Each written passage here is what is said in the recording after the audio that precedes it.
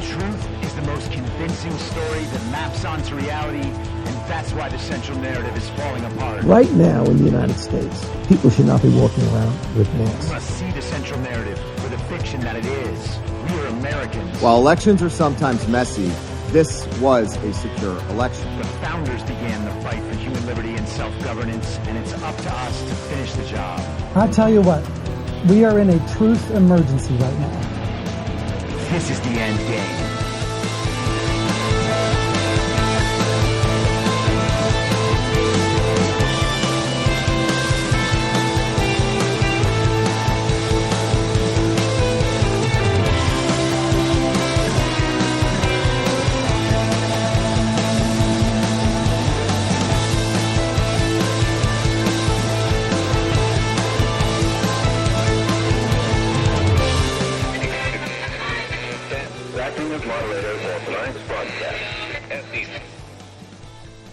It's Tuesday, August 1st, 2023, the 923rd day of dystopia.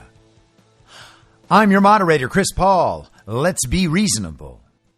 A warm welcome and hello to all of you listening to the podcast on the day of its release. The only way to do that is by becoming a paid subscriber at imyourmoderator.substack.com.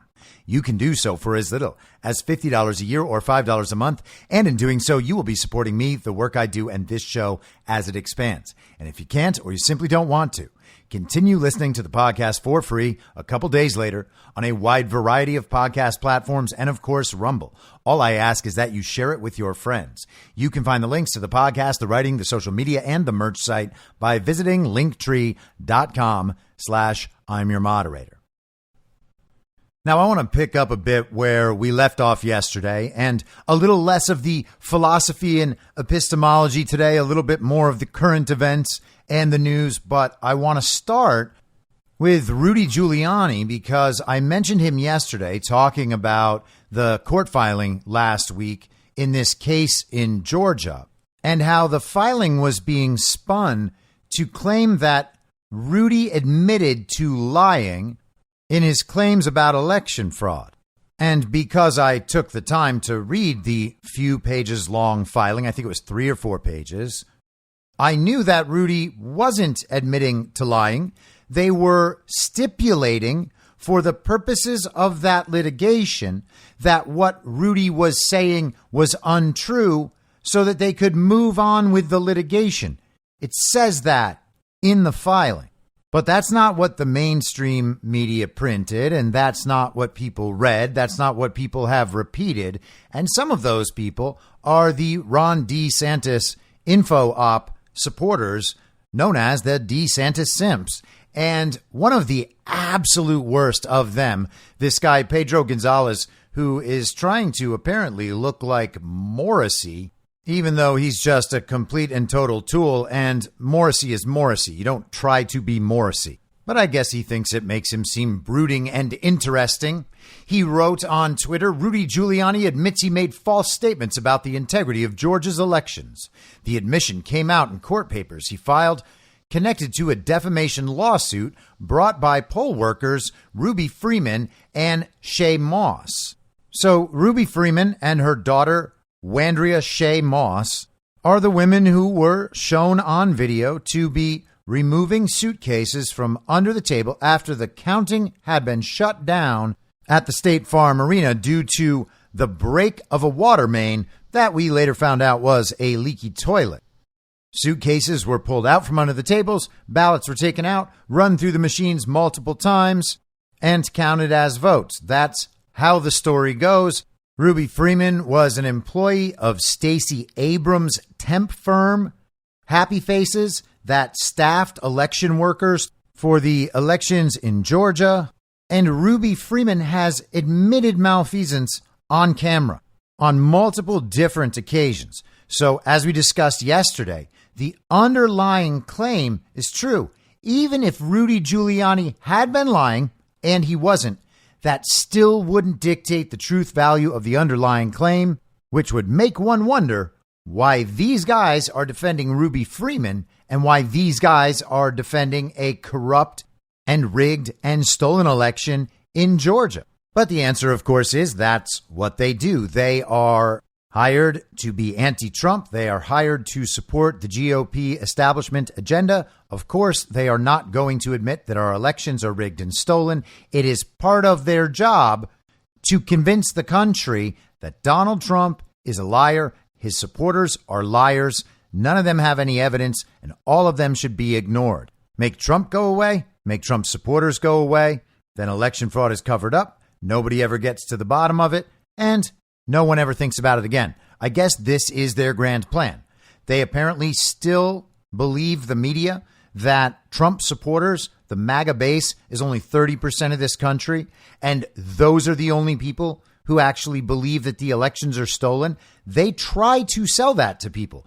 I guess it's because the uniparty left and uniparty right villagers, the wannabe elites out there, the people doing these communications, trying to dominate on social media, the high-level members of the party of false decorum, they actually believe all this stuff. They believe that their viewpoints represent a majority of Americans.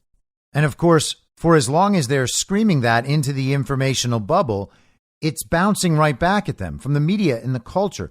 The culture they consume is feeding the message back to them that they are right and that they hold this majority viewpoint. They believe that everyone is on the same page about these important issues within the central narrative. They, as uniparty right wannabe elites, agree with the uniparty left wannabe elites. Some things were weird about the election, but Joe Biden is the rightful winner. Trump lost because he's Trump and people hate him, and that's all we need to know. Well, they are representative of maybe 20 to 30% of this country at this point, if that. Virtually no one agrees with them. And the truth of that is now beginning to become apparent to people. And as that becomes apparent, they find more courage to speak up for themselves, realizing that they are not in this tiny, marginalized minority. Our viewpoint is not the strange one. We represent a massive majority. But these guys don't understand that. They think that the country wants to move on from the 2020 election. They think that people are okay with the election problems. They're okay if we have election problems again this year. They've been taught to accept it. They can't question it because if they're questioning an election, then they're threatening our democracy. They're telling the big lie and they're domestic terrorists. That worked to silence people the last time. That's not going to keep working. And these guys are counting on it, even as it's falling apart before their eyes. They can see it in the polling. It doesn't matter to them. They've taken Ron DeSantis from the low 30s into the single digits, and it doesn't matter to them. They think that they're winning that battle too. And the way I'm describing them right now is the way they have been describing us for years, not understanding that for years we actually have been winning constantly. The game here isn't getting Trump in office at a certain date. The game is controlling the narrative and waking the country up to truth. And that project advances every single day. If that project is completed, all the other projects become really easy.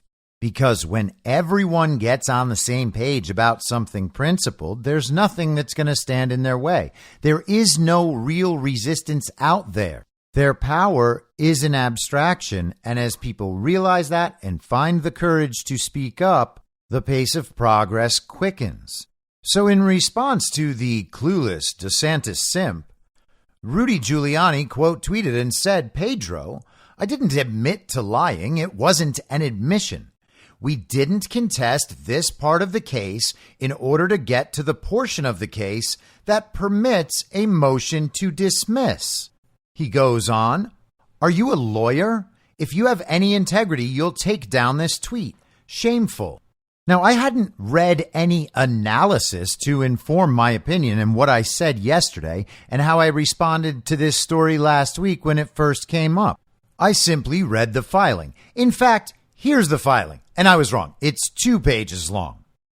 It says, whereas defendant Giuliani believes that he has legal defenses to this complaint, and whereas defendant Giuliani is desirous to avoid unnecessary expenses in litigating what he believes to be unnecessary disputes, now it is hereby stipulated solely for the purposes of this litigation that defendant Giuliani, for the purpose of deciding this case on the legal issues and recognizing that all other defendants previously identified in the complaint have resolved their claims with all plaintiffs and without admitting to the truth of the allegations, hereby does not contest the following allegations. And this is explicit through the rest of the document. The claim they're hung up on is this one, number 3, that defendant Giuliani, for the purposes of this litigation only, does not contest that to the extent the statements were statements of fact and otherwise actionable, such actionable factual statements were false.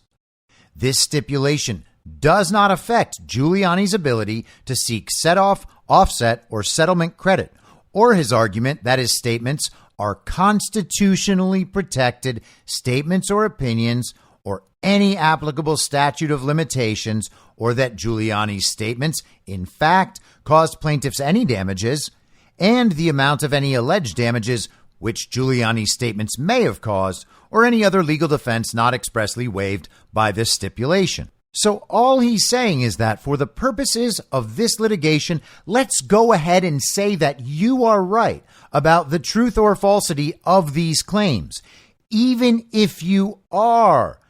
All the claims constitute constitutionally protected speech, which means rather than contesting the truth or falsity of the factual claims, let's just get to the part where a decision is made to dismiss this case because he was clearly operating under the First Amendment. Giuliani wrote and filed this himself. It's his signature on this court filing. He also uses the correct name of Wandrea Shea Moss. It's Wandrea. Could it be Wandrea? Sure, it could be. But we don't have to be polite to people who have committed election theft. I wonder why Pedro is not using her real name. Maybe he just doesn't know anything about the case. Now, the point here is, I read that filing myself. I took a little time, I looked at the words, I thought about what those words mean and what I know about legal filings. Now, not everybody out there has read legal filings before or has much familiarity with it. So when someone sees legalese, it can seem intimidating at first. I don't know what these words mean in this context. Do they have a different meaning in law? Because often they do.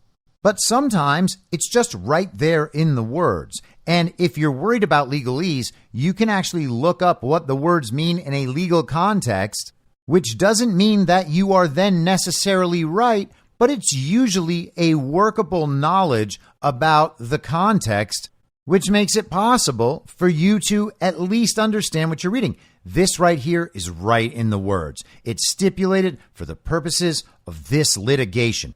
We are assuming that they are right about the truth or falsity of these claims just for this litigation. Let's take that off the table and move to the next stage. That's all Rudy is saying. That is not an admission that he lied. So the DeSantis simp here is either stupid or just dishonest. It's doubtful that he did the 3 or 4 minutes of work it takes to read that document, so he's certainly lazy. But take a second and think about this in the context of the rest of yesterday's discussion. Is Pedro Gonzalez going to lose credibility for this? Well, maybe in the eyes of some who have familiarized themselves with this issue. A lot of people probably just saw the headlines. If they don't like Rudy, then they believed the headlines. Then they believed the underlying claim that Rudy and Trump were lying about election fraud. It reconfirms their belief that election fraud never happened. And the truth is that they're not correct in their understanding at any point during the formation of that thought. Every little piece of that new belief that they have formed is incorrect. It does not map onto reality at all, not even the slightest. But if you're one of those people that doesn't really know anything about this and forms belief that way, oh, I've heard this before, this matches that, it's true. Oh, I've heard this before, this matches that, it's true. Well, you're hearing it all from the same place, and you actually haven't checked out any of those claims. That is a real problem. But are people losing credibility for calling Rudy Giuliani a liar while not having even taken the 3 or 4 minutes it takes to read that 2-page court filing? Nope, I doubt it, because this is what it looks like to be wrong on a normal basis and not be held accountable for it, because other people don't understand how or why you're wrong, and they think that this is some minor issue. It's either just a little bit on one side, just a little bit on the other side, and Pedro Gonzalez just has his opinion about it. That is not what's happening here. This is lazy, it's stupid, and it's dishonest. This is not a hard issue to figure out on one's own, especially not if you are doing this full time. The guy is literally part of a paid info operation on behalf of the Republican establishment.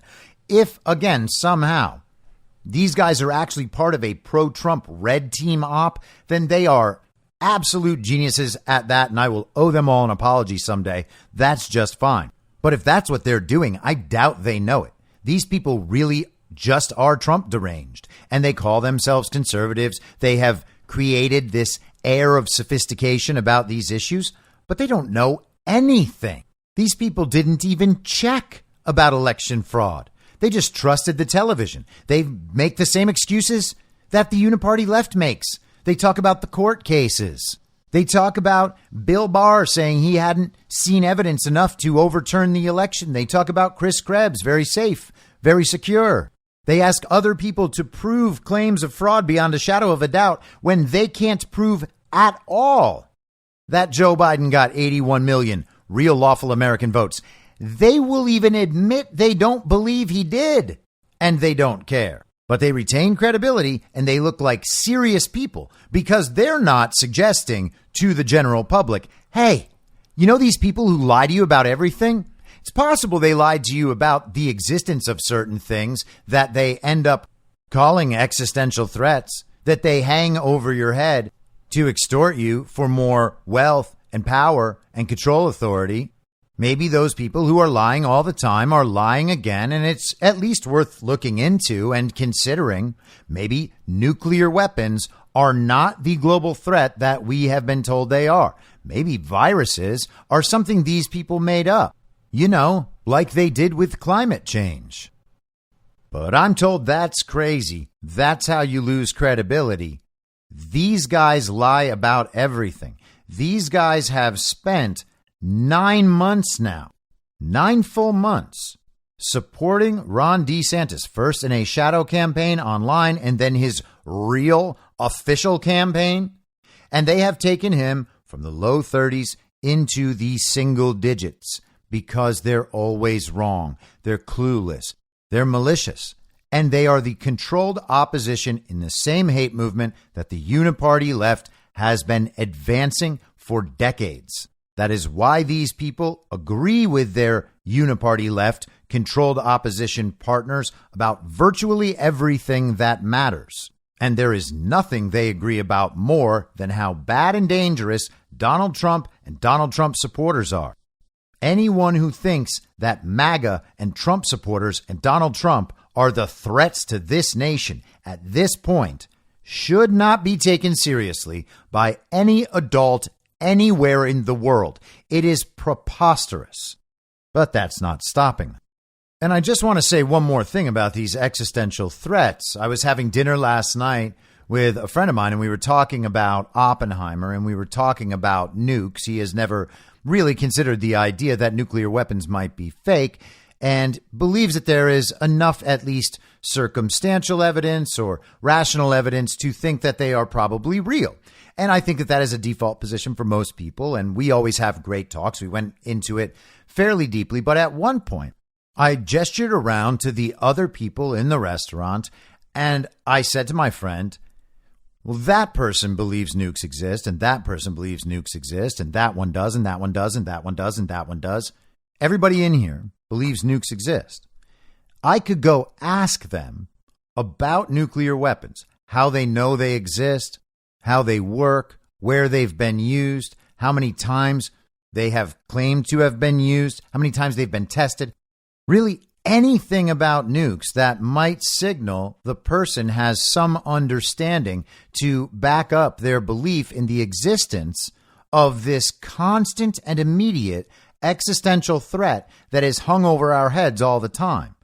And not one person in that restaurant would possibly be able to answer any of those questions. And that is not a judgment call. There is almost no way that on a given day in a restaurant, one of the people there is well informed enough about nuclear weapons to be able to make a coherent and compelling case for their existence. There's an extraordinarily low possibility that someone in that restaurant would have that knowledge. And even if somehow one did, that would be an outlier case. Pretty safe bet that no one in the restaurant really knows anything about nukes. So we have a restaurant full of people who believe in the existential threat of nuclear weapons. They respect it a great deal. They follow the nuclear narrative when it comes to our foreign affairs, but none of them know anything about nukes. To be able to have a conversation about nuclear weapons at all, none of them know a thing. And again, not a judgment call. I can't make that case either. Neither can my friend. So why do we have a restaurant full of our peers, all of whom believe in something that none of them can discuss at even a rudimentary level, much less prove in any way? And we all think it's an existential threat. Every single one of us has accepted that belief on received knowledge from authority that has been drilled into our brains over the decades we have lived, and we have simply accepted all of it.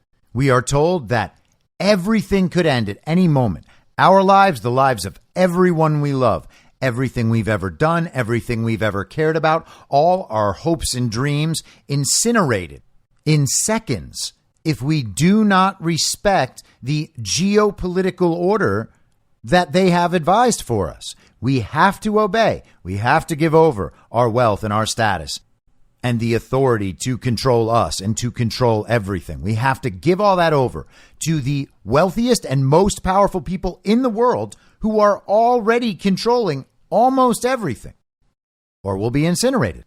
That is absolutely true of the situation relative to nukes.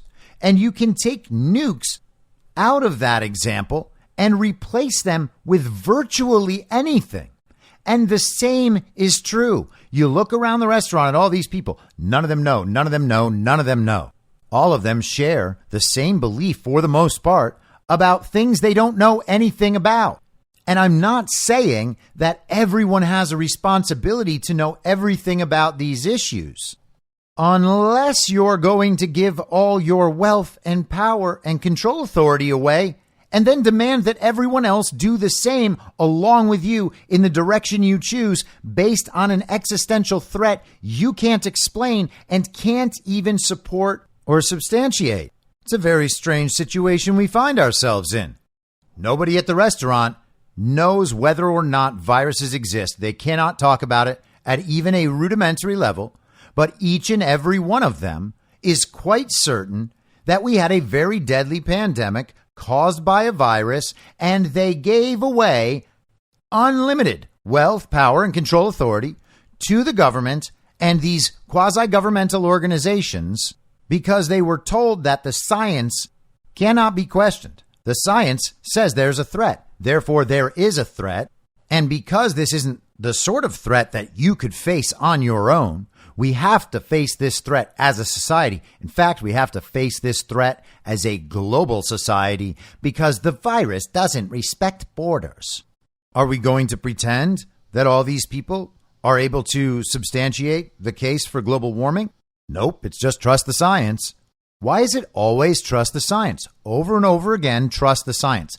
That is a claim to authority. If you say you've seen a study, then that is a claim to authority as well. A study may be valid or invalid. It's not an authoritative source just because it exists. And when you treat it that way, it's just another argument from authority. You're just saying, he said or she said, a doctor said, a virologist said, a sociologist said, an epidemiologist said. a vaccine scientist said. It is always someone else I'm aware of said the thing I'm saying. That person is a trustworthy person. Therefore, I have adopted their view. I am now repeating it to you. I don't have to know the substance of that view myself at all. That's what we're being told in those situations. Trust the science. Trust the doctor. Trust the expert. Trust the authority. It's always trust the authority. These are only arguments from authority.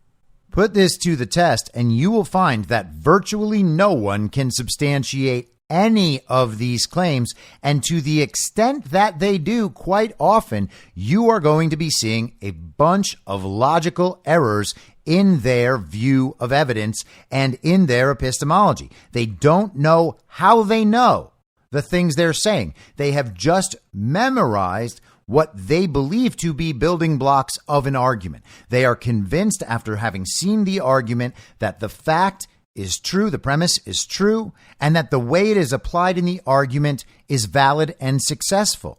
That is so rarely true. And it's even more rare because most people don't even understand that that approach is wrong.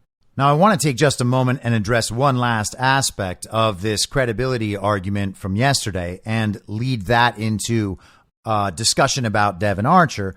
And I want to talk about the effect of time on these things, because I think this often goes overlooked. I talk about timelines all the time, but I'm not sure anyone else is doing it. We are in the process of an awakening. It goes in one direction. More truth comes out, more people accept that truth, then they begin looking backward toward what else they've missed, and then when they feel like they have enough of an understanding about how thoroughly they've been lied to, they can at that point try to start moving forward in their understanding, able to some extent avoid some of those massive errors that have been inculcated over time. The time aspect is crucial, and as we examine the process, we can often see that whatever we have just learned could have almost definitely been learned at some point prior to right now. So to that extent, we are always stuck in an informational past relative to certain events. We don't have all the information. Someone else has more information than we do. And to the extent that we exist closer to the informational present than someone else, we have information that they don't yet have. Maybe they're a few weeks behind in understanding what we now understand, a few months behind, a few years behind. And from their perspective, we might be saying things that don't make any sense to them.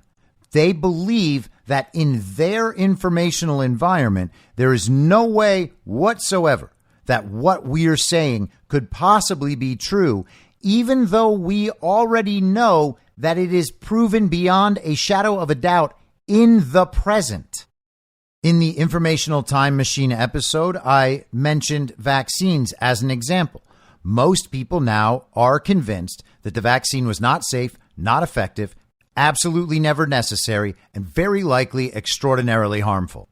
Many people would admit that if they had known then what they know now, they never would have taken the vaccine. But the truth is, they could have easily known then what they knew now. The proof of that is that all of us knew then. Of course, there were people who knew long before I did that vaccines weren't all they were cracked up to be and never have been. People have been studying that issue for decades and were way further along that path than I was. And they are still years ahead of me. But at a certain point, that almost doesn't matter, because once you have made the proper decisions relative to that event, to the extent that they cannot affect you personally, well, then you don't have to focus all that much time on that particular subject unless you want to be an activist about it. And I'm not saying there's anything wrong with that. I'm just saying it's not necessary to get through the world as a good person. But the point is, people just now realizing that the vaccine wasn't safe, wasn't effective, wasn't necessary, and is very likely incredibly harmful, are about 2.5 years or so in an informational past in regards to the vaccines relative to us. If they just reached this understanding, then they have very likely taken multiple boosters. Maybe they even took that bivalent thing last fall. Maybe they're going to get extra shots just because they think it's a good idea. Consider the bad decisions that they have made as a direct result of living in an informational past relative to vaccines. It's been over 3 years since most careful observers knew that the 2020 election was going to be stolen. But even if you want to say it's only 2 years and 9 months since we actually saw it happen in reality, that still means at best someone who is just realizing that elections in America are rigged or stolen today exists in a nearly 3-year informational past relative to us when it comes to stolen elections in this country. You can think about the bad votes they've cast. You can think about the degradation of their local communities, their state, their country, as illegitimate governments continue to serve while they ignore election fraud. You can consider how they might have treated their family, their friends, people in their community. If they had known then what they have just woken up and realized now, they'd have acted in a different way for the last 3 years. But the point is that these beliefs, these positions, these facts about reality don't just come out of nowhere and appear into being at the point society decides that it's something that everyone now knows. Most places you go, you're not going to hear people defending the vaccines as the greatest thing to ever happen the way they were at this point in 2021. You're not going to see people angry. You're not going to see them checking your vaccine ID. The societal pressure is gone. Therefore, people are more free to wake up and then express their new understanding. But the point at which society agrees that it's okay to express this new understanding and discuss this new understanding without being punished is not the point at which the underlying fact became true. The underlying fact was true all along, and now society has gotten to the point where it collectively agrees that this is the new thing that everybody knows and calls true. There will be a moment for that relative to election fraud, but the truth is most of society already knows that. It hasn't been approved of by the media. It hasn't been approved of by the very serious intellectuals. There is no one in the party of false decorum that is going to tell the full truth about election fraud in the United States of America. But that doesn't change the truth value of it. And it doesn't change where it exists on a timeline. It's always been there. When we were saying it right after the election, we were called crazy. When we kept saying it after the inauguration, well, then we were really threatening our credibility. Because not only was it not true, now it was provably dangerous in the world. Only bad people say these sorts of things. You're going to ruin your credibility. But now it's just something that most people know and understand to be true. And they probably haven't understood it to be true, which means they haven't increased their depth of understanding too far. They know something's wrong. They admit something's wrong, but they don't really know the details about why it's wrong. And they don't feel confident in sharing their opinion very often. But the point is, those of us who knew the truth because we bothered checking and because we thought about this, you don't actually have to prove election fraud per se. Not that we can't. We discussed last week how none of the elections anywhere should have been certified. The certification of those elections is fraud in itself.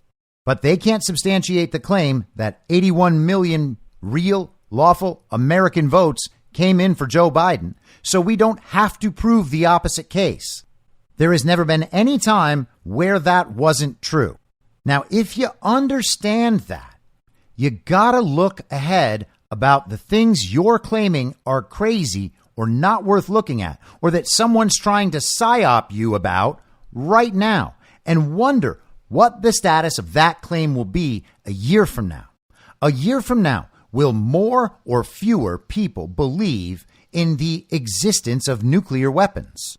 Well, the answer is it is almost certain that it will be fewer people. Fewer people in the future will believe in the existence of nuclear weapons than they do right now. How do you change that? display for the world a nuclear attack somewhere. Now, I don't know that that's going to happen, and I'm inclined to think that it probably will not. But if they stage some nuclear event and they can convince the public that it's real, then more people will certainly believe in the existence of nukes than they did before. Or at least they will for a time. A lot of people will believe the event based on the default explanation and their status quo understanding, what they've been taught, what they believe they already know. But sometimes events themselves and the stories as they evolve will be the thing that takes those people out of their prior beliefs. And that's the sort of thing we saw with the very violent insurrection. All sorts of people at the time accepted the notion that Trump supporters really were violent and really were trying to overthrow the country. It was a very convenient thing to believe at that time. There were lots of incentives attached, lots of punishments attached to disbelief. But over time, that whole thing reversed. And now people don't believe the story about the very violent insurrection. They actually believe the government lied to them. And they have seen that the government has lied to them over and over and over and over and over again about a series of issues. Could they pull off a nuclear false flag at this point? I don't know. But I suspect that any quote unquote nuclear event that we hear about will be a false flag. The reason for that is likely because nuclear weapons are not real. But maybe I'm wrong about that.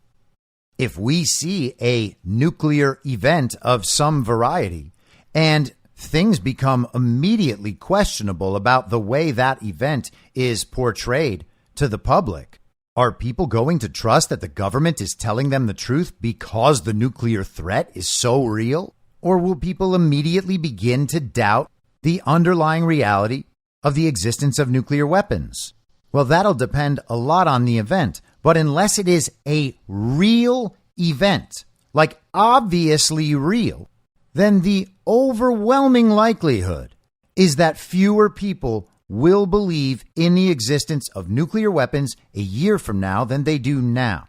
Fewer people than that will believe it 2 years from now. People will do more work on this.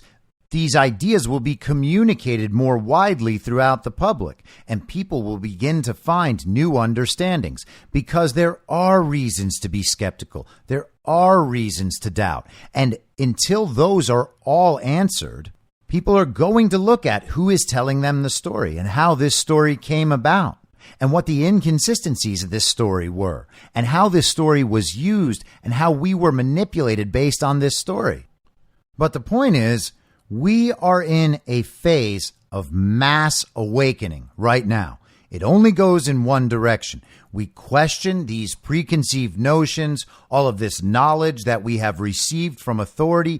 And as we go down deeper beneath the surface, we find out that a lot of that stuff just isn't true. Is it all fake? Is it all false? I'm not saying that. But I am saying that a lot of it is false in very important ways. And some of it is so false that the underlying claim isn't real in the first place. We have been misled about complete and total fictions. It happens over and over and over again. And I don't think that I need to go to lengths to prove this point. We can just think about climate change. Even if you weren't a person who bought into the climate change agenda, most of the people who never bought in were still more or less silent about it when it would come up because they didn't want to deal with the backlash from the child-brained communists out there who would immediately call them a science denier and a climate denier and tell them 97% of scientists say you're stupid. We've been lied to about so many things. We are in a stage of dismissing those things that we've been lied to about.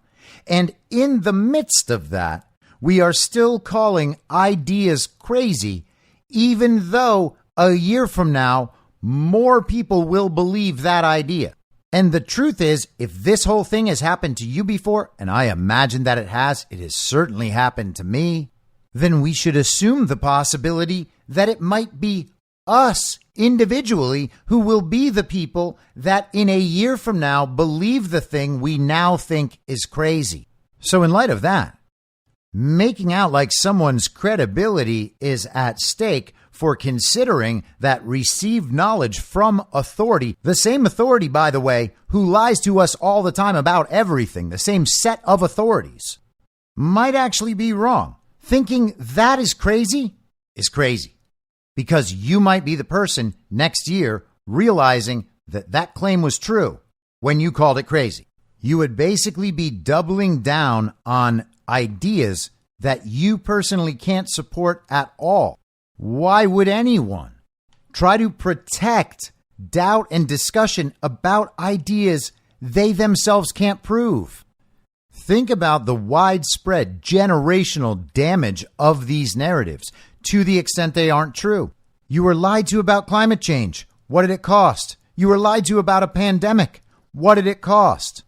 You were lied to about a war in Ukraine. What did it cost? If they are lying about nuclear weapons, think about the cost. The Cold War, some 75 years of control through fear.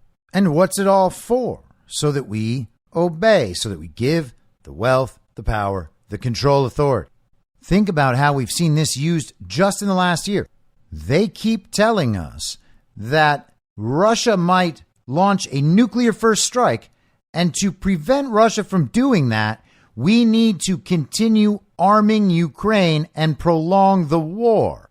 Now, that is totally contradictory. That makes absolutely no sense, but they still say it, and people still believe it because, as with all these other things, they believe, based on received knowledge from authority, that Vladimir Putin is very, very evil and that Russia, as a nuclear power country, must be defeated in Ukraine at all costs, or else they might preemptively nuke the United States.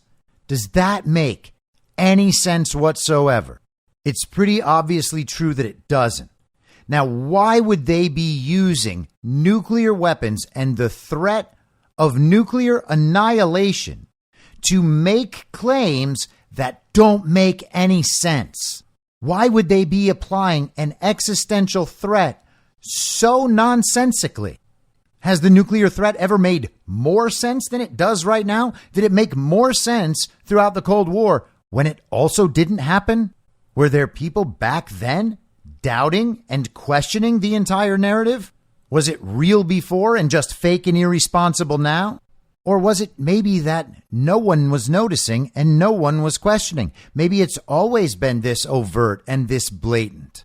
But if you can see them lying about nuclear war right now, in reality, while prolonging the war in Ukraine, while pushing for war in Taiwan, and why the biggest movie in the country exists to tell the story of the creation and the power of this weapon.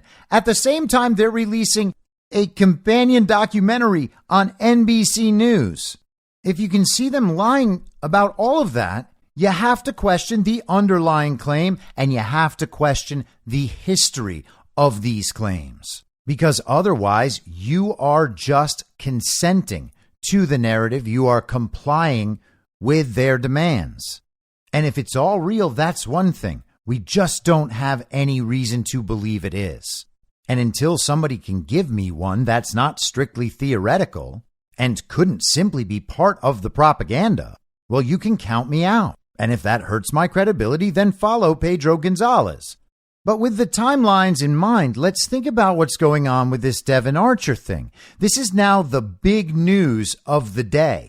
It was the dominant narrative of yesterday. You wouldn't expect it from the mainstream media, but we are getting to that point in the Biden presidency. And there are various theories about what explains the treatment of Joe Biden. Are they trying to get rid of him? Are they covering for him? Will he be impeached? Will the story get so bad for Joe Biden that it seems like Democrats are going to go along with his impeachment? Will any of that happen? I don't think impeachment is the proper recourse for an illegitimate president.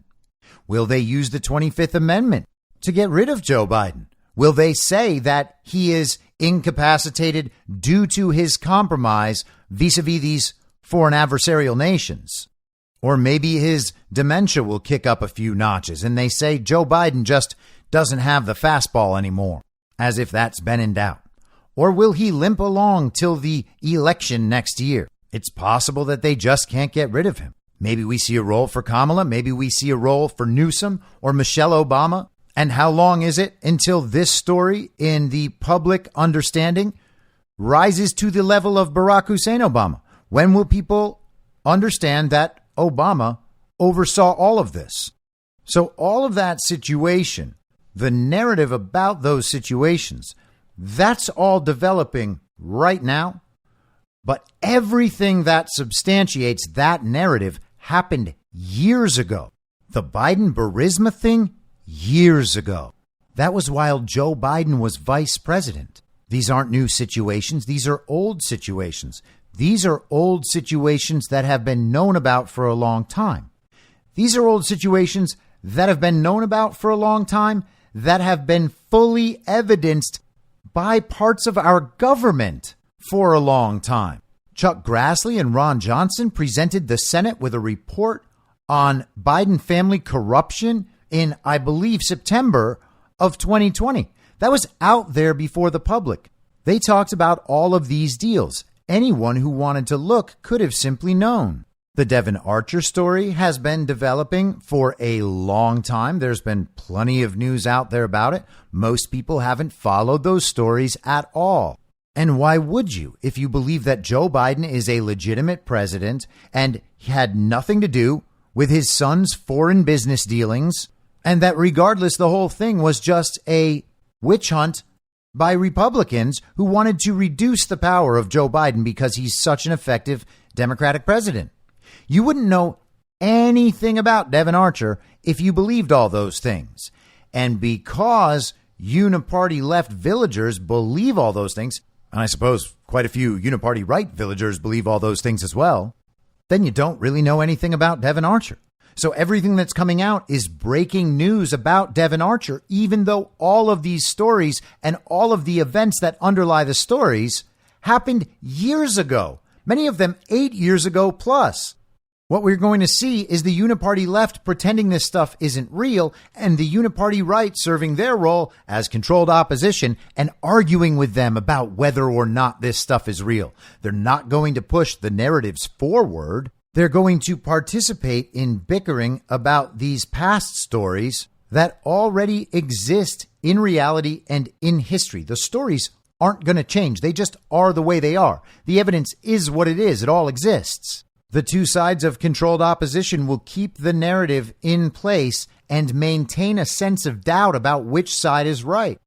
Rather than getting to the bottom of these stories and showing how they are all obviously true and matter a great deal, people will be left with the idea that one biased political side disagrees with the other biased political side, which means that it's totally okay for you to join your team and accept the opinion of that team and fight to support the position of your team.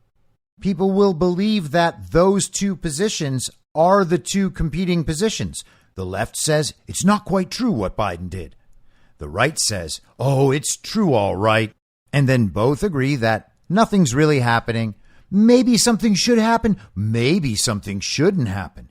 Is this proof that Joe Biden knew what was going on? We're going to hear series of conversations that were already had and already died 3 years ago. Now, the reruns are important, I suppose.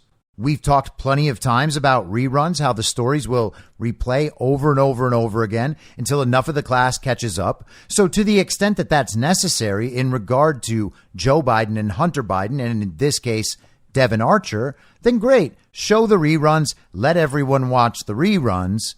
But we don't have to get involved in the mainstream conversation that exists in an informational past. You will only end up arguing about the truth or falsity of claims that were already proven a long time ago that they did not know. They are now receiving knowledge from authority and repeating that knowledge. They were told they have substantial reason to doubt some of these claims, so they go out in the world and repeat, "We have substantial reason to doubt these claims." And they think that's very smart because they think other very smart people think the same thing. but they just happen to be wrong, and 3 years in an informational past. If they were caught up to reality, if they had paid attention to any of these issues, they would already know that their position is wrong. But they didn't do any of that, and they're certainly not going to catch up from you telling them that. So what you end up doing is arguing about established facts with a person who absolutely will not agree with you, will not admit they're wrong, and regardless is never going to come around to be helpful on our side. These people, to the extent that they exist and that you will interact with them, are totally lost. I mean, we can all pray for a drastic turnaround for these people, but it's extraordinarily unlikely that someone who is still defending the regime and still defending Joe Biden as a good and decent man who is not corrupt, those people are not going to make it. They're not going to turn around and be like, yep, it's all wrong. They are years and years and years into doubling down on things that no one else would possibly believe. But they believe it fully, or at least they say they do. Now, while we understand the timeline differences between people who haven't followed these stories at all and the people who have relative to Devon Archer's testimony, we need to also understand it from the other side. Devon Archer's testimony before the Congress is not the first time he's saying these things. These things have already been said in the process of litigation and investigation of the Biden family crimes, and certainly throughout the process of the prosecution of Devon Archer himself. So anyway, yesterday, the main picture of Devon Archer that went around has Devon Archer well-dressed in a suit, big grin on his face, just beaming, which is a very strange picture considering that we're talking about the former business partner and best friend of the fake president's degenerate bagman's son, as he's going in to testify before Congress. And he seemed like an awfully happy guy. His attorney made a statement after the testimony and said, "We are aware that all sides are claiming victory following Mr. Archer's voluntary interview today. But all Devon Archer did was exactly what we said he would. Show up and answer the questions put to him honestly and completely. Mr. Archer shared the truth with the committee, and we will leave to them and others to decide what to do with it." Now, people on our side tend to assume Devon Archer, as an associate of Hunter Biden and Joe Biden and the Biden crime family, is an evildoer who cannot be trusted. And that is a fair assumption, but that doesn't make it wise to apply that assumption in every situation when you're trying to actually figure out what's going on. Now, Devon Archer has already been going through his prosecution. He's already been going through multiple investigations. He has had to repeat what he knows countless times, many of those times in sworn testimony. So it would be silly to suspect that at this point he might go into this hearing with the goal of lying and covering up on behalf of the Bidens. You would expect that he would be consistent with his prior testimony, no matter what that was.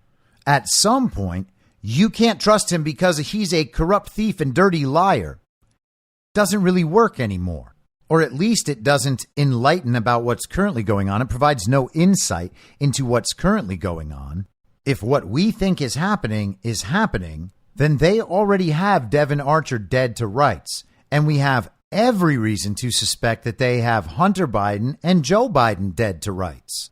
And it's worth remembering that last week they just had to cancel the Hunter Biden plea deal because as part of that deal, Hunter, through his attorneys, was trying to get away with never being prosecuted about any of that other stuff. That would all stay under wraps if he copped a guilty plea to the tax and gun issues. A little probation and it would all go away. But those claims are real. The FARA stuff is real. The foreign corruption stuff is real. So if they have Devon Archer dead to rights, it doesn't make sense for Devon Archer to be running a cover-up operation where he's lying to protect the Bidens in his congressional testimony. So his lawyer says Devon Archer went in to tell the truth, and that's what he did. Do we know that to be the case? Of course not. But it is a reasonable assumption. Consider what we've learned over the last few years. Consider what we've seen. Does Joe Biden seem like he's really in control of everything? Really got a firm grip on power? He's running and masterminding some political corruption operation that's going to somehow get this false testimony through Congress. No one's going to notice. They're all going to get away with it because Devon Archer lied and covered for the Biden family. Seems unlikely. This is Jim Jordan responding to Archer's testimony. Figure all that out. But here's the takeaway I have today, too, Sean. I thought today's testimony from Mr. Archer gave a whole new light to what happened last week. Remember last week, this deal they put together that the judge said, no deal. We're not going to do that because it was unprecedented. Never seen anything like this. The deal they put together was designed to keep Burisma out of it. Remember, they weren't going to charge for 2014, 2015 tax years. They weren't going to do the felony charges because that's Burisma money. And the FARA allegation, the FARA concern derives from this action that took place in Dubai, where Hunter Biden is talking about how can the U.S. government, they're asking Hunter Biden, how can the U.S. government intervene and help us in this situation? So now we have some more light on that terrible deal they tried to put together last week, and why the judge, appropriately so, asked questions, and it's no longer going to happen. And I would tell you this, Joe Biden said he was not involved. There were 2 dinners at the Cafe Milano in D.C., one of them, as you pointed out, where Joe Biden was there for the entire dinner both times. One of them had Mrs. Baturina, this Russian, the wealthiest woman in Russia, worth over $1 billion. So that sure is a different story than what he's been telling us all along. So that's Jim Jordan with his thoughts. The House Oversight Committee posted on Twitter, Devon Archer takeaways. We completed a transcribed interview with Biden associate Devon Archer. Archer's testimony confirms Joe Biden lied to the American people when he said he had no knowledge about his son's business dealings and was not involved. When Joe Biden was vice president of the United States, he joined Hunter Biden's dinners with his foreign business associates in person or by speakerphone over 20 times. Devon Archer testified that the value of adding Hunter Biden to Burisma's board was the brand, and confirmed that then Vice President Joe Biden was, quote unquote, the brand, and that the 20 phone calls were to sell, quote unquote, the brand. And that's key. Keep that in mind. Joe Biden is the product. He is the brand. There is no Joe Biden, Hunter Biden business. There is no Hunter Biden as a board member for a Ukrainian energy firm. Without Joe Biden's political power for sale, there is nothing else there. They are only selling political power. That is the brand. In fact, Devon Archer admitted that, quote, Burisma would have gone out of business if the brand had not been attached to it, end quote. Because of the Biden's involvement, people would have been intimidated to mess with Burisma legally. That's the benefit. The Biden involvement makes their problems go away. In December 2015, Mykola Zlochevsky, the owner of Burisma, and Vadim Pozharsky, an executive of Burisma, placed constant pressure on Hunter Biden to get help from D.C. regarding the Ukrainian prosecutor Viktor Shokin. Shokin was investigating Burisma for corruption. Hunter Biden, along with Zlochevsky and Pozharsky, called D.C., quote unquote, to discuss the matter. They called D.C. What does that mean? Biden, Zlochevsky, and Pozharsky stepped away to make the call. This raises concerns that Hunter Biden was in violation of the Foreign Agents Registration Act. Joe Biden was dialed into a dinner in Paris with a French energy company and in China with Jonathan Li, the CEO of BHR. Then VP Biden also had coffee with Li in Beijing and even wrote a letter of recommendation for college for Li's daughter. Now, again, all of these are stories that we have talked about before. All of these are in evidence already and have been for a very long time. But to standard issue villagers and people just waking up and starting to pay attention, people just seeing these reruns for the first time, this is all breaking news. Archer confirmed Joe Biden was referred to as my guy by Hunter Biden. In 2014, then VP Biden attended a business dinner with Hunter and his associates at Cafe Milano in D.C. Elena Baturina, a Russian oligarch who is the widow of the former mayor of Moscow, was an attendee. Notably, the Biden admin's public sanctions do not contain Baturina. And Jim Jordan was just addressing part of that story in that little soundbite. The Bidens received money from the widow of the former mayor of Moscow, and she is not on the sanctions list. Again, none of this is new information, but plenty of people believe it is, the people who are just seeing the reruns for the first time, and they're saying, oh my goodness, we have to do something about this. Why hasn't anyone done something about this? I hope a lot of people are having that thought this week. Wow, this really is something. I thought all those people were lying, but it turns out they weren't. How come no one out there has fixed this yet? I hope they have that thought. I hope they realize the answer is because no one talks about it. They are told they will lose their credibility. They will lose their social standing.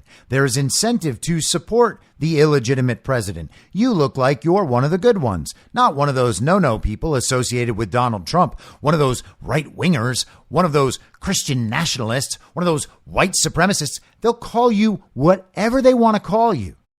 They will threaten your credibility. They will threaten your reputation.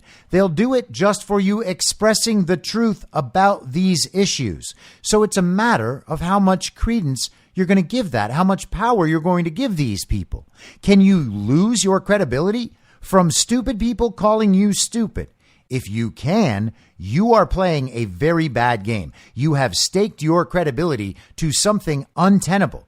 Sooner or later, that is going to drop away and be exposed. It's a matter of how long you hang on to this position you've taken, because the longer you hang on to it, the more of a deficit you will run on the future understanding that people are coming to. The incentive and punishment structure has been reversed. People aren't aware of it yet, but the incentive right now is actually on telling the truth and boldly leading yourself and anyone who will listen into the future that corresponds to the understanding that everyone is eventually going to reach. There is not a future where people don't understand that Joe Biden actually was corrupt. You can see that we're 90% of the way there already. You think that's just going to turn around? So if you know that that is the future, then you should be acting in a way that corresponds to that understanding of information, not what the general public understands right now. And you can apply that to every single issue in your life. It's not just politics, it's everything. We're not supposed to live guided by the best understanding of what the most average group of people who are barely paying attention happen to hold at this moment, while that understanding is subject to change at a moment's notice. As soon as the systems of authority that they find credible tell them that there's a new opinion.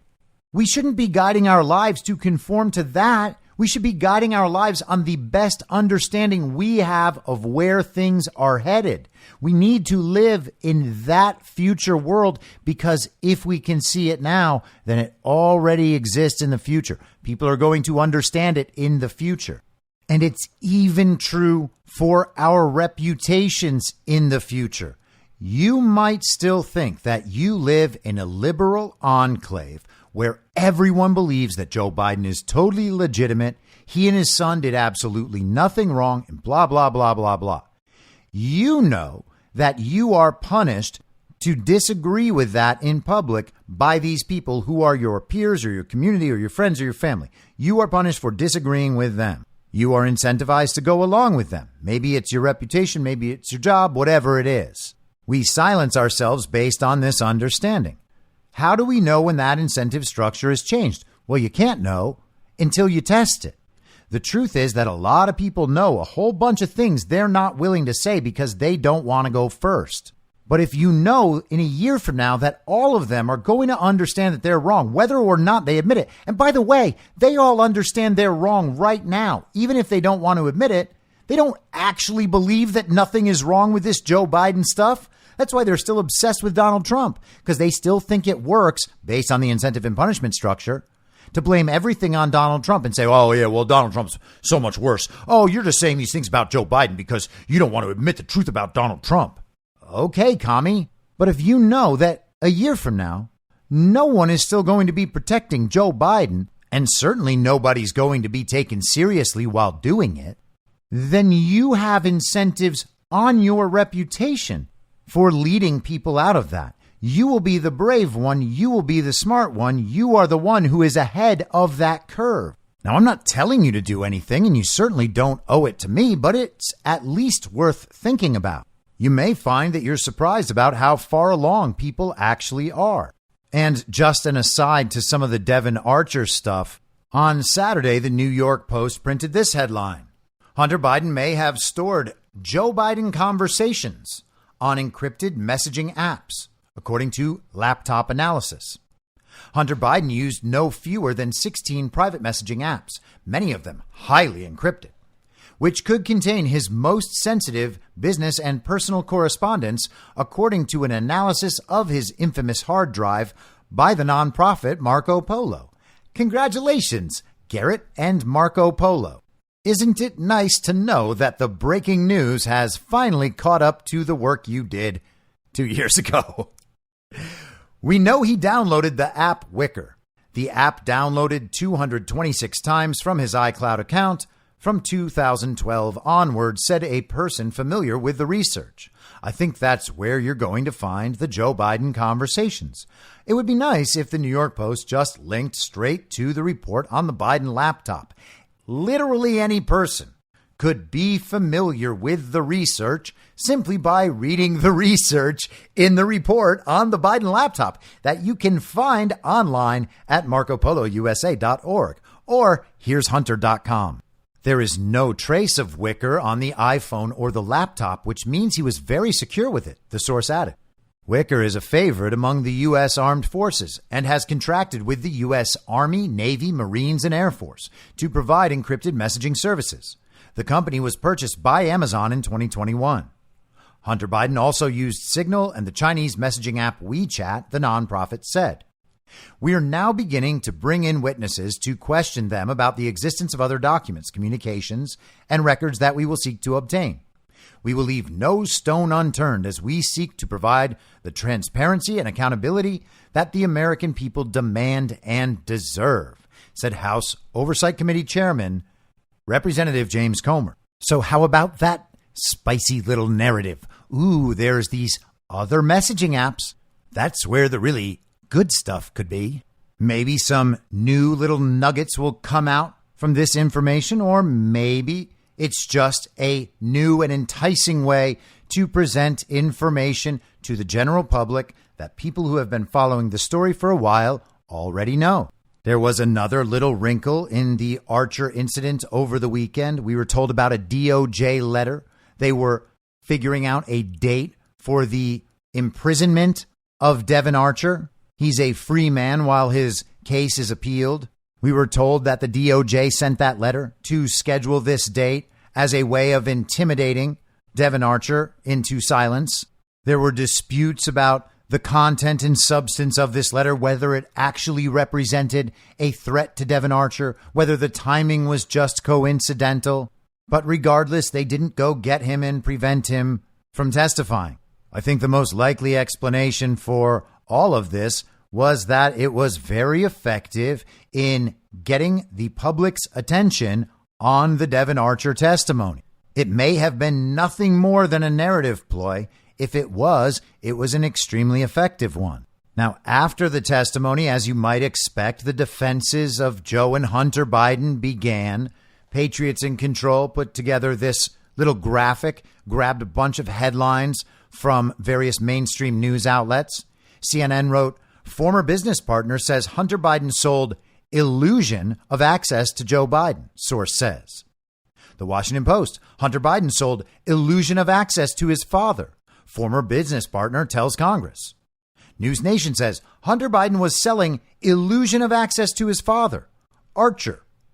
Associated Press, Hunter Biden sold illusion of access to his father. Former business partner tells Congress. New York Times. Biden spoke with son's associates, but not about business, former partner says. Time magazine, Hunter Biden sold illusion of access to his father, former associate testifies. Reuters, Hunter Biden associate described illusion of access to Joe, Democratic lawmaker says. The Hill, Devon Archer, debate focuses on Hunter Biden illusion of access. Axios, Hunter Biden associate describes illusion of access. So all of the mainstream outlets picked up on this one key point. It is not actual access to Joe Biden. It's just the illusion of access to Joe Biden. Hunter Biden was out there pretending that he could get his dad to do certain things. And that's why foreign oligarchs handed over tens of millions of dollars to the Bidens. It was all an illusion. None of them actually had access, you see. They all just got tricked by Hunter. Between the hookers and the cocaine, Hunter was taking meetings where he used his guile and charisma to coax these very powerful businessmen from around the world out of millions of their dollars, all based on this illusion. You might think that Hunter Biden is just a drug-addled degenerate with a hooker problem whose only financial value to anyone in the world is his ability to get his father to do things and is otherwise totally incompetent. But you're wrong. Hunter Biden is actually a genius. He's basically an international spy who can trick these people out of all of their money just based on this illusion. And he never gets caught. By the oligarchs, I mean. He seems to have been caught otherwise. And he almost got out of it last week, except the plea deal fell apart. Apparently, the illusion of Joe Biden as president is not as powerful as the illusion used to be. Now, Democrat Communist Party Congressman Dan Goldman took a similar line in response. And before we hear that, let's just talk about who Dan Goldman is for just a second. He was the Democrat majority counsel in the first impeachment hoax against Donald Trump, the Ukraine impeachment hoax, and then lead counsel to the House managers in the second impeachment hoax concerning January 6th. Wikipedia notes that Goldman is among the wealthiest members of Congress, with an estimated personal net worth of up to $253 million, according to his financial disclosure forms. So that's just the part he'll tell you about. Goldman, by the way, is 47 years old. Here's the early life section, always the best part to check. Goldman was born in Washington, D.C. to Susan, née Sachs, so her maiden name was Sachs, and Richard W. Goldman. His father was a federal prosecutor in Washington, D.C., who died when Goldman was a child. His paternal grandparents were Rhoda Haas Goldman and Richard Goldman. His great-grandfather was Walter A. Haas, president of Levi Strauss & Company.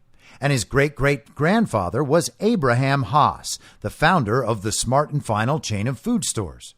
He was raised in a conservative Jewish family with his younger brother, Bill Goldman, who died at age 38 in a plane crash in Sonoma, California, and sister Alice Reiter. He is an heir to the Levi Strauss & Co. fortune. That is old money. Let's hear what he has to say about good old Devon Archer. That Joe Biden did nothing, not even approximating improper, much less wrong or illegal. There is no evidence linking Joe Biden to anything related to Hunter Biden. And in fact, the evidence that we got today is confirmation, Anderson, that the only official action Joe Biden took in connection with that was connected to any of Hunter Biden's businesses was to urge the prosecutor general to be fired from Ukraine. And Devon Archer, the witness today, said that Burisma, on whose board he sat with Hunter Biden, did not want that prosecutor general fired because he was, quote, under their control, unquote. So the only official action here that is at issue actually went counter to what Hunter Biden's business interests might be. And this investigation, Anderson, needs to end, and it needs to end now, because what we're doing is badgering a private citizen, and there's no legitimate legislative purpose at all. But it's great to have have you here. So good to be here. Help us understand who Devon Archer is and what he did and did not say yesterday in that meeting. Devon Archer was Hunter Biden's business partner from 2013 to 2016, and he was most notably on the board of Burisma with Hunter Biden. And what he testified to yesterday completely absolves Joe Biden of any involvement in Hunter Biden's business world. And notwithstanding whatever alleged smoke Chairman Comer says there is, the witness testimony was very clear that Joe Biden was not involved in any of their business dealings. Joe Biden got no benefit. Joe Biden did not change any of his actions for the benefit of his son in any way, shape, or form. That Hunter may have, quote, promoted the illusion of influence on his father, but the witness was very clear that it was an illusion.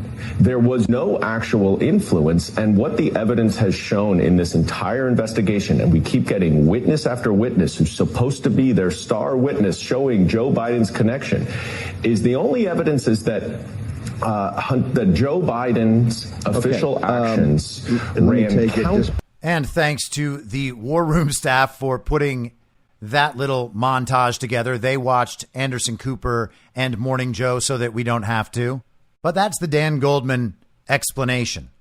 The Donald Trump impeachments were totally fine, totally good, totally deserved. That was the American government functioning properly in the eyes of Dan Goldman. And also in the eyes of Dan Goldman, not only is there no evidence that Joe Biden was connected in any way to Hunter Biden's business dealings, except for that thing with the Ukrainian prosecutor, but all the testimony from Devon Archer actually proves that none of that stuff was a problem. Not only did Archer not give a single ounce of evidence that Joe Biden was involved in any of this, his testimony actually proves that Joe Biden could not possibly have been, because the whole thing was just based on the illusion of Biden's involvement. Hunter was just out there lying and selling the illusion. Hunter Biden was basically out there on a worldwide Use Your Illusion tour, just like Guns N' Roses in the early 90s. Hunter just happened to be using his dad's illusion and not his own. And here you have a perfect example of what I was describing before and what I said would happen before this testimony even took place. I said the uniparty left would attempt to defend these things, and then the uniparty right is going to argue about the things the uniparty left says. People on the uniparty left, these standard issue villagers who will just believe whatever they're told. Some of these people exist on the uniparty right as well. There are people on the uniparty right who hate Donald Trump enough and are so concerned about the MAGA threat to their global order, their liberal world order, their new world order, that they will believe whatever the television says too. So if the television says that Hunter Biden was just selling the illusion of his father's influence, people are going to go out there and repeat it, and they'll repeat it and repeat it and repeat it. They will convince other people that it's true, and anytime someone else agrees or fails to argue with them, they'll believe that it is true. That's all it takes. Dan Goldman, who himself must be one of the most compromised people out there, clearly, and MSNBC and this collection of mainstream media headlines will convince standard issue villagers that nothing is actually wrong. Now, I've talked countless times about how cruel that is. They are cruel to their audience. They are keeping these people in the dark about knowledge that will eventually become unavoidable to them. Sooner or later, the everybody knows status is going to flip, and it probably already has flipped, where the truth is everybody knows Joe Biden is corrupt and that his son's foreign business dealings were corrupt and that Joe was involved in all of them. All of that is unavoidable, but they'll keep playing pretend. They'll keep playing along. And all of those people who believe that stuff are going to keep digging their hole even deeper. At some point, it just gets sad. All of these people are going to be seen as stupid by the people around them. They will have followed the official story in the central narrative, believing that that's the thing everybody knows. These are the statements that everyone is approved to say, No one can get in trouble for saying them. Somebody might argue with you, but if they do, that's because they're a bad person on the other side. They're biased in the other direction. It's okay for you to be a little biased in your direction, but no one can call you stupid. No one can make fun of you. You are just repeating the central narrative. That's what people do. But nope, that's what people do who are concerned constantly about how they will look to other people. They try to find a position to take that they cannot be attacked for taking. They want to find something that is comfortable and safe, something that makes them feel good enough, smart enough, something they're not going to catch any heat for expressing. That is the allure of the normie view, of the standard issue villager view. It's very safe. It's very comfortable. No one's going to attack you, generally speaking, for holding that view. Because everybody believes, because of the television, because of the culture, the society that enforces the central narrative, this is what everybody knows. Rather than figuring out what they're talking about, examining the evidence from both sides, seeing what maps onto reality, what could be true over time, they just figure out how hard they're going to defend the latest view. If they can't get fully behind something, they'll just say, oh, well, I really don't want to talk about this. Let's just agree to disagree and focus on something else. There are really more important things that we could be discussing. And of course, that's what happens when you repeat something you heard on television that isn't true. These people are generally lucky that no one is going to argue with them simply because it's not worth it, because these people are so viciously stupid at this point.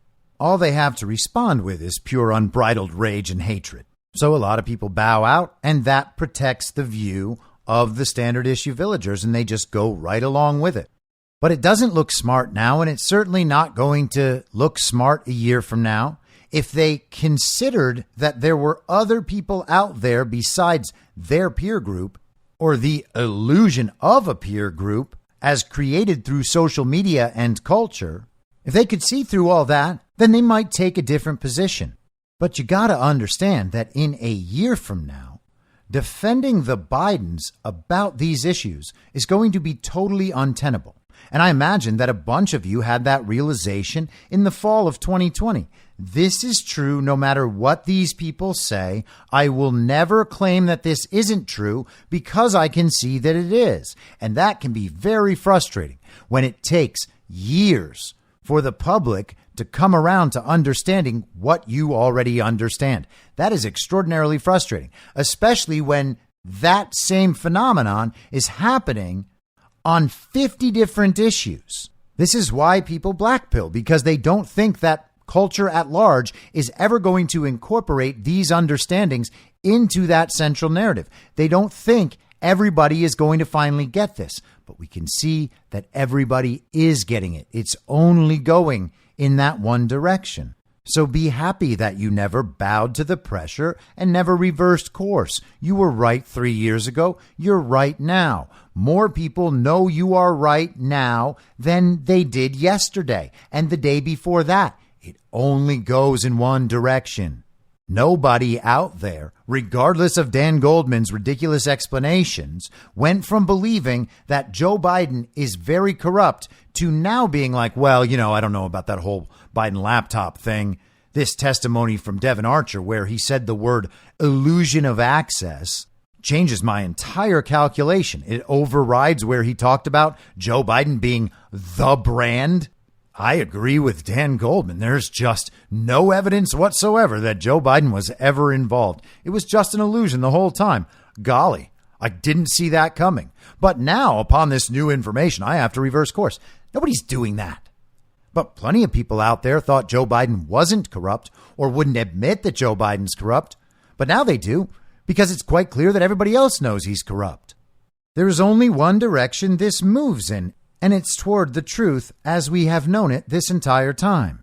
It is toward the acceptance of truth that has not changed. It's been the same reality underlying all of this. It's just people noticing it for the first time and finally accepting it.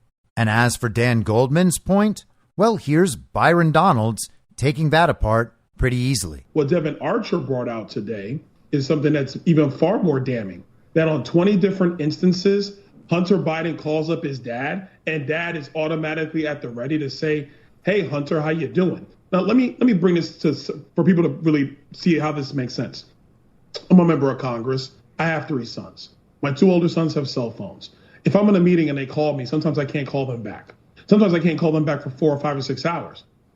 Joe Biden is at the ready, waiting for Hunter's call to be able on the phone with people, just say, "Hey, how's the weather?" This stinks to high heaven. It is public corruption. Hunter Biden is the bag man, and Joe Biden is the influence peddler, pure and simple. Goldman tells us it was all an illusion.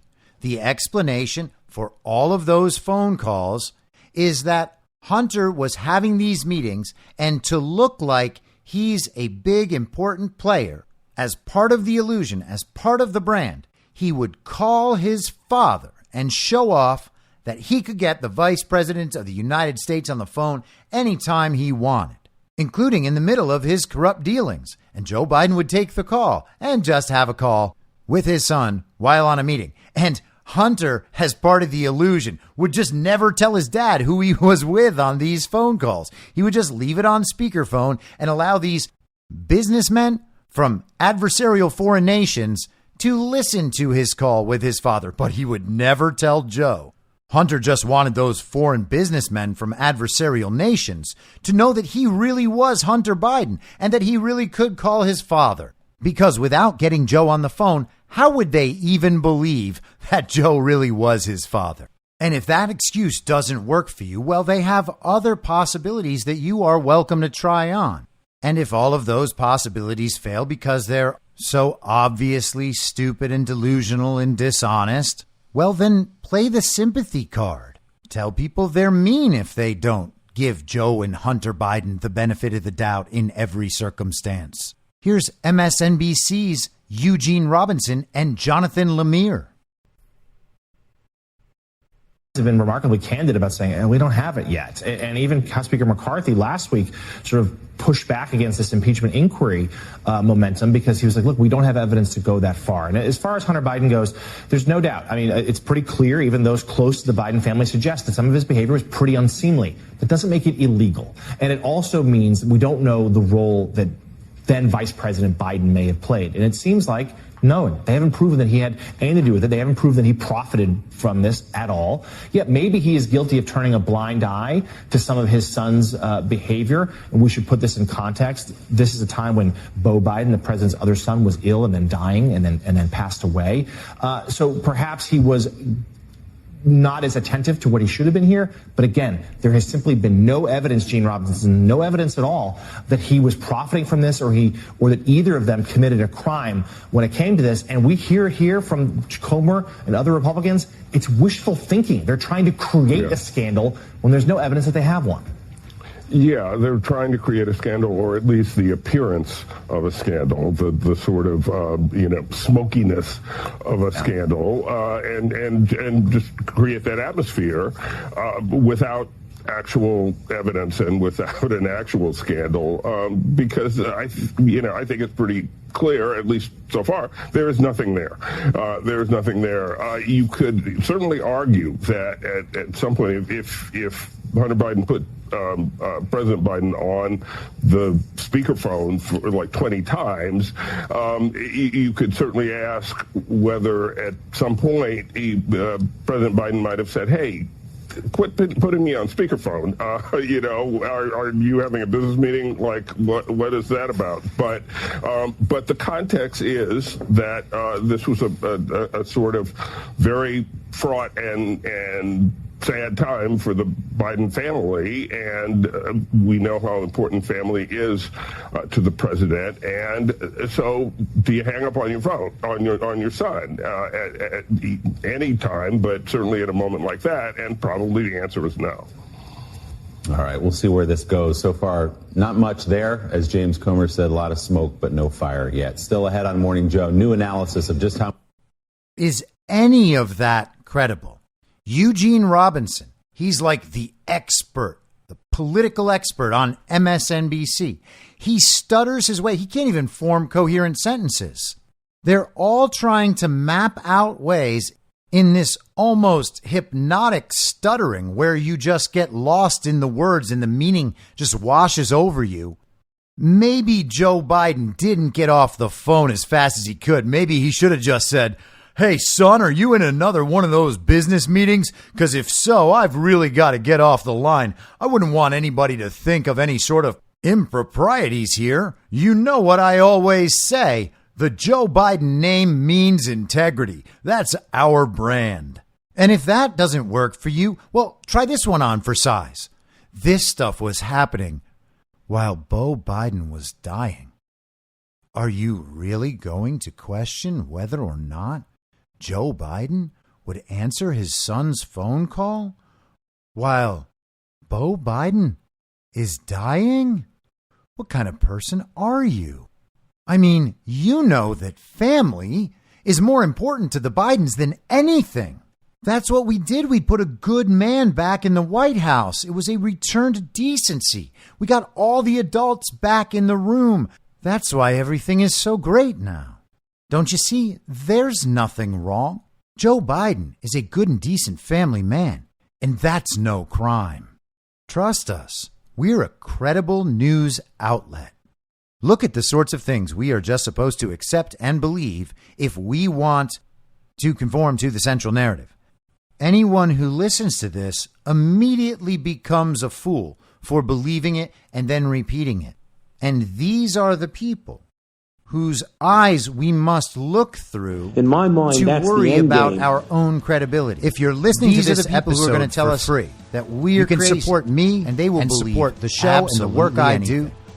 I I will will be be back back tomorrow tomorrow at at the the same same reasonable subscription time on the same at reasonable I'm Your podcast Moderator network. I Substack don't have a network. You can do so lockdowns for as low as don't work. $50 a year Lied to or you $5 about a a pandemic. month. Comes Joe out Biden to under will a never quarter per be president. episode, and you'll blast right through the paywall for all of the writing. The merch store is www.cancelcouture.com, and you can find everything else by heading to Linktree. Linktree.com/I'm Your Moderator. And I'll see you soon out on the range.